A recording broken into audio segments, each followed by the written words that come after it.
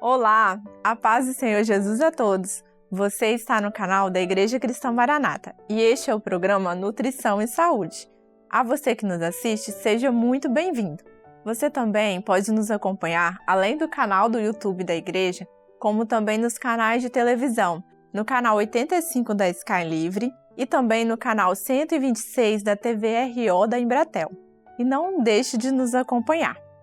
E no programa de hoje, irei abordar um assunto muito importante, que é o refluxo. Você já ouviu falar? Será que só dá em crianças? Hoje irei abordar esse tema. Mas então, o que seria o refluxo? É quando nos alimentamos, o alimento ele desce pelo tubo digestivo, passando pelo esôfago e seguindo para o estômago. Para impedir que o alimento e o suco gástrico usado na digestão retornem para esse tubo, causando o refluxo, existe um anel de fibras musculares chamado esfíncter esofágico. Basicamente, ele relaxa para permitir a passagem do alimento e permanece contraído o restante do tempo. Quando ele está relaxado ou não tem uma ativação correta, o esfíncter ele permite que os conteúdos do estômago retornem para o esôfago. Só existe um pequeno problema nisso.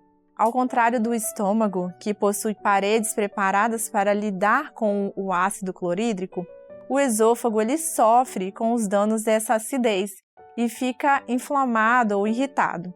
Assim surge o quadro de refluxo gastroesofágico. O sintoma mais comum é a azia, a sensação de queimação. O primeiro tratamento inclui evitar substâncias desencadeantes, por exemplo, o álcool, alimentos gordurosos e utilizar até mesmo medicamentos que reduzem o ácido gástrico. Mas se esses métodos falharem, os médicos às vezes podem até fazer cirurgias. A doença do refluxo é comum, ela ocorre geralmente em 10 a 20% dos adultos. Elas também ocorrem frequentemente em bebês e às vezes até mesmo desde o nascimento. Podemos perceber na imagem a diferença entre uma pessoa que não tem o refluxo com a que possui o refluxo gastroesofágico. O refluxo do ácido e da bile para dentro do esôfago ocorre quando a esfíncter esofágico inferior não está funcionando adequadamente. Quando uma pessoa está em pé ou sentada, a gravidade ajuda a prevenir o refluxo do conteúdo do estômago para o esôfago, o que explica o porquê da piora quando a pessoa está deitada. Também é mais provável que o refluxo ocorra logo após as refeições, quando o volume e a acidez do conteúdo do estômago já estão mais elevados e o esfíncter é menos propenso a funcionar adequadamente. Fatores que contribuem para o refluxo incluem ganho de peso, alimentos gordurosos, bebidas cafeinadas e gasosas, álcool, tabagismo, alguns medicamentos. Os tipos de medicamentos que afetam o funcionamento do esfíncter esofágico inferior incluem os medicamentos que têm o efeito anticolinérgico, como muitos antihistamínicos e alguns antidepressivos também. Bloqueadores de canais de cálcio, progesteronas e nitratos. A lentidão digestiva causada por diabetes ou por uso de algum episódio, por exemplo, podem agravar o refluxo. E quais são os sintomas, então? A azia, que é uma sensação de queimação, é o sintoma mais evidente do refluxo. A azia ela pode ser acompanhada por regurgitação, na qual o conteúdo gástrico chega até a boca. Se o conteúdo do estômago avançar até a boca, pode causar dor na garganta, rouquidão, tosse ou uma sensação de nó na garganta mesmo. Em raras ocasiões, o conteúdo do estômago ele atinge os pulmões, causando tosse ou sibilos também. Algumas vezes, pessoas que têm azia de longa data desenvolvem a dificuldade de engolir, que seria a disfagia. E quais são os outros sintomas, né? Os outros sintomas mais comuns dor no peito, dificuldade para engolir, tosse seca, rouquidão, regurgitação, náuseas após a regurgitação, sensação de bolo na garganta, uma condição conhecida como globus faríngeo, dores na garganta, apneia do sono, alterações nos dentes, sensação que há um peso no estômago, arrotos frequentes, laringite e problemas, relacionados para fazer a digestão. A maioria dos sintomas são percebidos minutos ou horas depois de se alimentar. Eles podem agravar o caso após o paciente se queixar, de deitar após uma refeição. Na imagem, nós podemos observar o refluxo que, quando repetidamente, pode causar formação de úlcera, conforme está mostrando nas setas, na superfície interna do esôfago, denominada esofagite erosiva, causada pelo refluxo. As úlceras esofágicas são feridas abertas no revestimento interno do esôfago. É um tipo de ruptura dessa superfície. Essas úlceras elas podem provocar dor torácica durante a deglutição, normalmente localizada atrás do externo ou logo abaixo dele, similar à localização da azia. Também temos o estreitamento do esôfago decorrente do refluxo que causa dificuldade progressiva para engolir alimentos sólidos, como podemos ver na imagem. O estreitamento do esôfago, o refluxo, ele pode fazer com que o esôfago se estreite. Essa fotografia mostra úlceras de superfície interna do esôfago, como mostra nas setas da imagem acima. É um estreitamento, então, do esôfago aí. A irritação prolongada faz com que as células que revestem o esôfago sofram alterações, o que causa um quadro clínico denominado esôfago de Barré. É possível que ocorra alterações sem a presença de sintomas. Essas células anormais, elas são pré-cancerosas e podem, às vezes, transformar, levar a um câncer. Na imagem, podemos verificar um constante vai e vem do ácido gástrico, que é o refluxo, que pode fazer com que as células do esôfago sofram alterações e se tornem pré-cancerosas. Nessa fotografia, as áreas vermelhas, são exemplos dessas alterações do esôfago de Barré.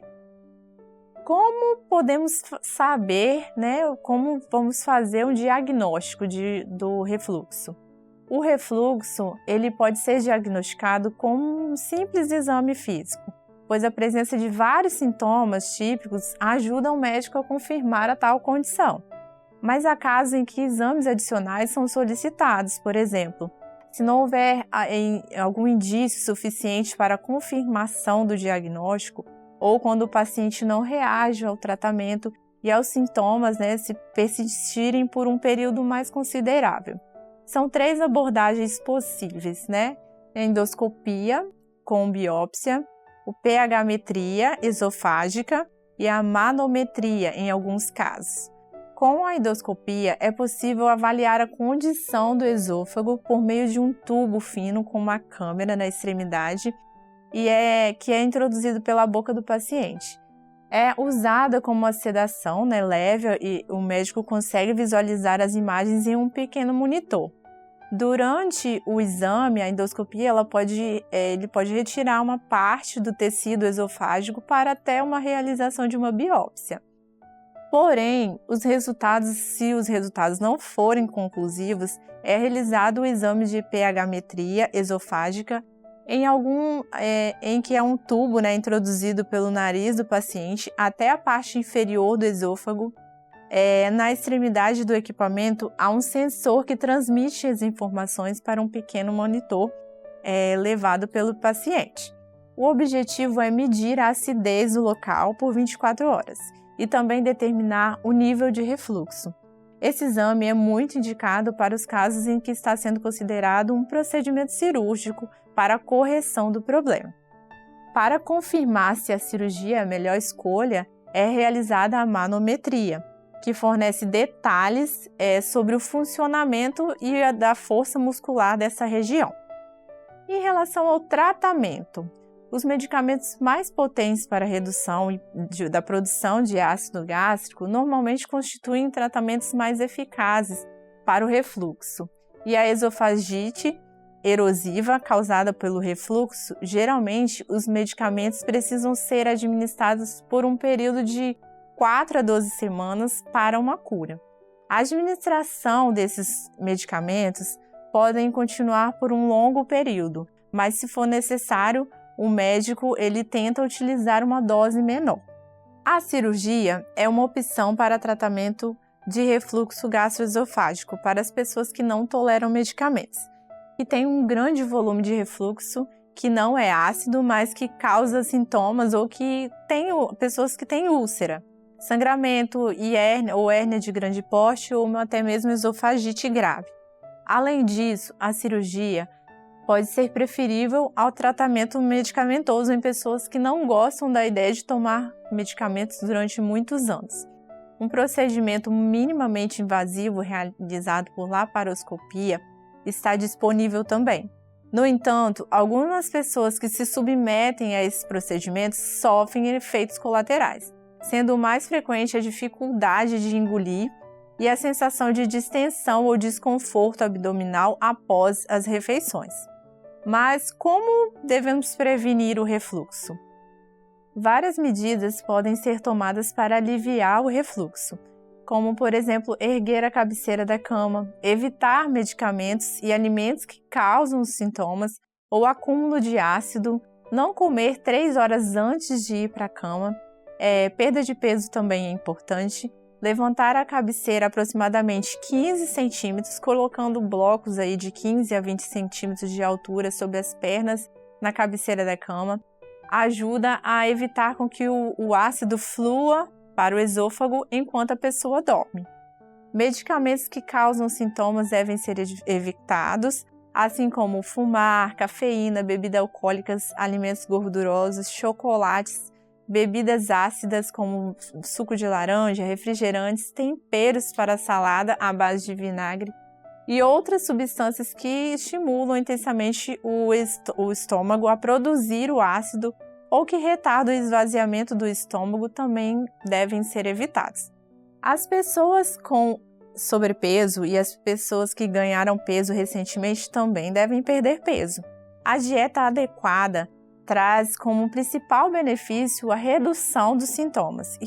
Isso acontece porque os alimentos ficam no estômago por menor intervalo de tempo, o que cria menos oportunidade para que os episódios de refluxo aconteçam. Além disso, os alimentos corretos fazem com que menos ácido estomacal seja produzido, o que diminui a irritação nas paredes do órgão.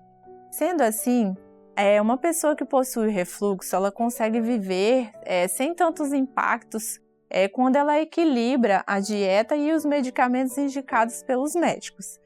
Então, lembre-se que ao sentir algum sintoma, é importante procurar um médico especialista para fazer os exames necessários para manter sempre uma qualidade de vida melhor. Sendo assim, eu encerro aqui o nosso assunto e deixando um texto bíblico para a nossa meditação, que está lá em Êxodo 15, 26, que vai nos dizer: E disse, se ouvires atento a voz do Senhor teu Deus, e fizeres o que é reto diante de seus olhos, inclinares os teus ouvidos aos seus mandamentos, e guardares todos os seus estatutos, nenhuma das enfermidades porei sobre ti, que pus sobre o Egito, porque eu sou o Senhor que te sara. Queridos, se ouvirmos e aprendemos os ensinamentos e instruções que trazemos aqui, certamente ajudará alguém que precisa muito dessas informações. Se cuidar é estar reto aos olhos do Senhor. Isso agrada a Deus, pois estamos nos cuidando. Que você sempre tenha saúde para realizar a obra do Senhor e sejas bem-aventurado. Aproveite e compartilhe essa informação com alguém querido que possa também se cuidar. Quero te agradecer pela sua companhia e já aguardo na semana que vem para um tema mais relevante. Até mais!